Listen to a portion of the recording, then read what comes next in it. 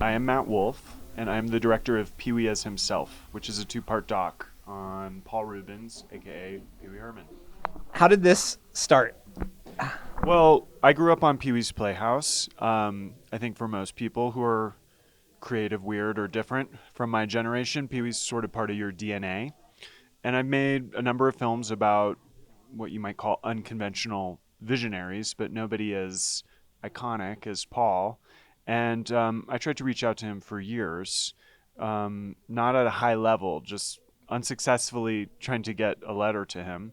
And then there was a rumor in a trade, maybe this trade, that suggested that the Safdie brothers were working with Paul on this never realized dark Pee-wee film. And I knew Josh Safdie, so I reached out to him and asked, hey, is this true? I've been trying to reach Paul for years. So separate from that, my producer, Emma Tillinger-Koskoff, knew Paul from making the film Blow when she worked with Ted Demme. And Paul had approached her saying, people are always asking me to make a documentary. I don't know what to do. Could you help me figure it out? And she had worked with the Safdies and said, why don't you partner with them? And they said, we know the director. And so it was a bit of a matchmaking job. And the first time I met Paul, he said what he says at the beginning of the film. I want to direct this film myself. Everybody's advising me against it. I don't really understand why. And I said, well, I'm here to talk to you about me directing it. Why don't you get to know me and we could have a conversation to maybe think collaboratively on how we both could do this together. And that began a month-long kind of courtship in which I talked to Paul for hundreds of hours. You talked to him for 40 hours for the documentary. I think what's fascinating is that push and pull never goes away in the documentary. He's always questioning why he's doing this, your intentions, all of that. What was that like for you?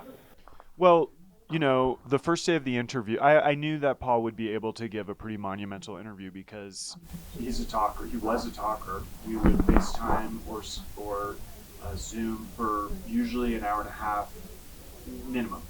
And he had an incredible amount of recall of details from his childhood. And so I was prepared to do a pretty epic interview.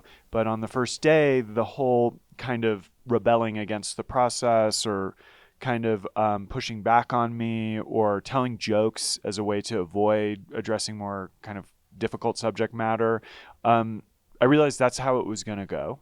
I certainly didn't take it personally. I realized that it was rich material for the film.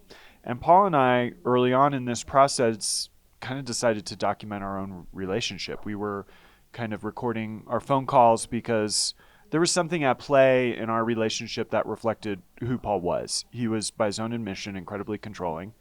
As you can tell in the film, super gregarious, and also very ambivalent about being known publicly.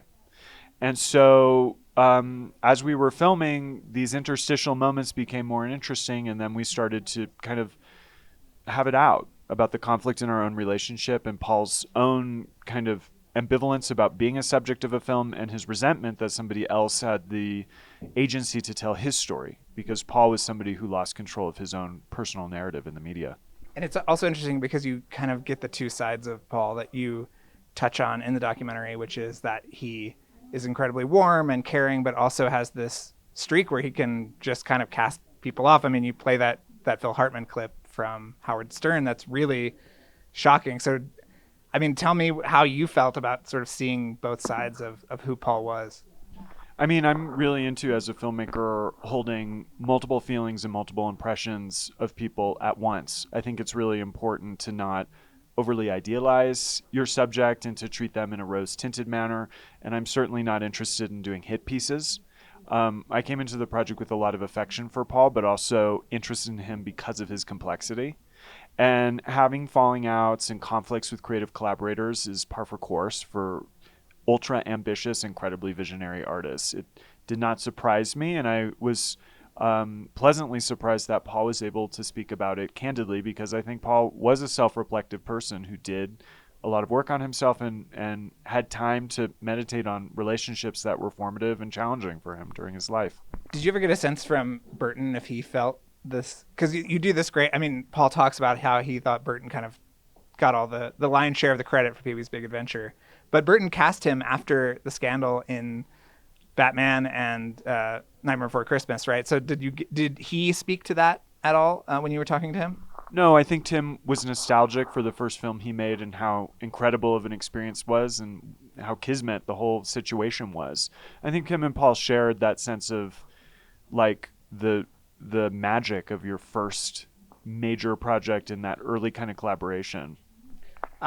This is not a spoiler, but because it's one of the first things in the documentary, but you guys did not know that he was sick going into this. No, I had no idea that Paul had been battling cancer for 6 years. And this was made at sort of the end of his life, right? Did you get the sense that he wanted to kind of get this stuff off of his chest?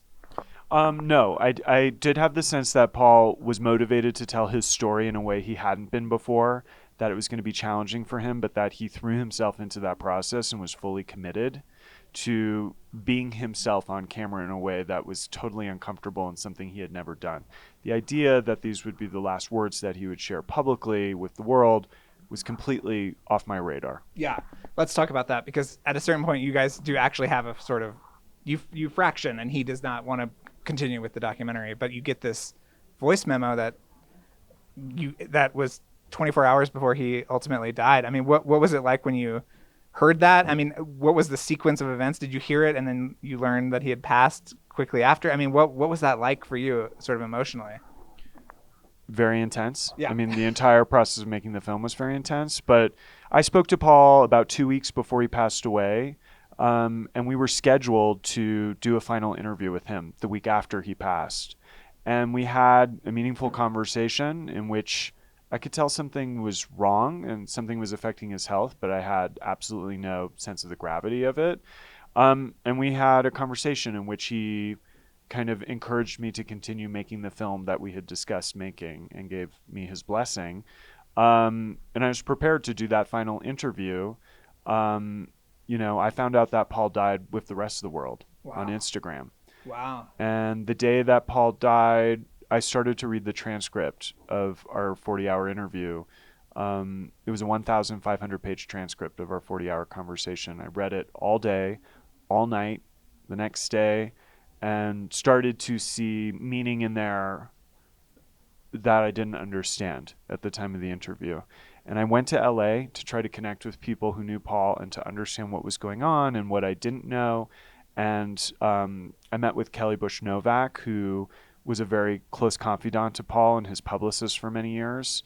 And she shared the recording with me. He made it for the documentary because he wanted to do that final interview, but it was too late. Wow. So as a filmmaker, looking at all this material and now also having the weight of it being kind of the last will of him, what was that like, kind of trying to put that together, including the fact that you didn't get the last part of the interview that you thought you were going to get? I mean, I've never felt that much. I've never put that much pressure on myself. Every day I woke up saying, you need to rise to the occasion of these extraordinary circumstances and the responsibility you've been handed. To both live up to the challenge to tell Paul's story in its full complexity, but also to dramatize what happened, because it's a very unusual situation and circumstance for telling somebody's life story. And every day I woke up for a year and a half, I said, you rise to the occasion. So I felt an incredible level of responsibility and obviously was very emotionally affected by his death and very involved in figuring out how to incorporate that into the story. All right. We got to end on an up note. Do you have an anecdote or anything from him that didn't make it into the documentary that you want to share now? Yeah, that's the kind of thing you should think of in advance, isn't it? It's only 40 hours of stuff. Okay, what do I love from Paul that isn't in the film? I don't know. I have to think about it. I need to. That's something everyone will ask me that I should think about. You should think about it. Did he ever talk about Star Tours? That's really my question. The Disneyland ride that he was the voice of the robot. He did talk about that. Okay. Yes. Hold on. What's a good thing? Now I want to think of a good thing that I didn't use. I mean, there's a clip from, he did an amazing JCPenney Pee Wee Herman line, and there's this insane fashion show video of the line with all these kids breakdancing. There's one little clip, but it's like so good. Yeah. But there's so many, I mean, we had 1,000 hours of archive. There's endless amounts of kind of Easter eggs in there. I feel like I used my favorite ones though. That's I'll have to brainstorm the things I couldn't fit in. Thank you so much. It was Yeah, great to talk thank to you. you. Great to meet Of you. course.